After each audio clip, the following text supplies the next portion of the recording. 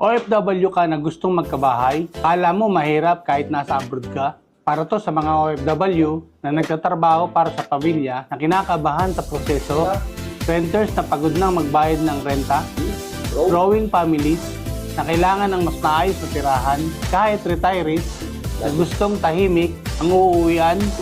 Ito ang dapat tandaan ng OFW na gustong magkabahay. Una, pwede ka mag-apply kahit nasa abroad ka. Online processing na. Pangalawa, hindi mo kailangan umuwi agad. Kami na ang bahala sa proseso. Pangatlo, mas maaga ka magsimula, mas mababa ang monthly.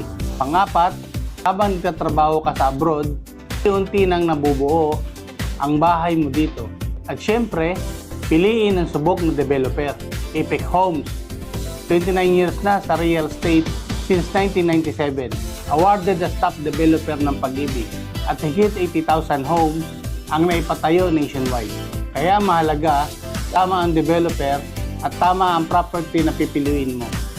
Dito papasok ang Blue Tree Residences sa San Ildefonso, Bulacan.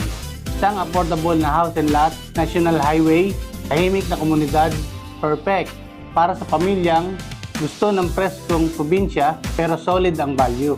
Kung naghahanap ka ng affordable house and lot sa Bulacan at very accessible naman near Metro Manila, Blue Tree Residences ang smart choice.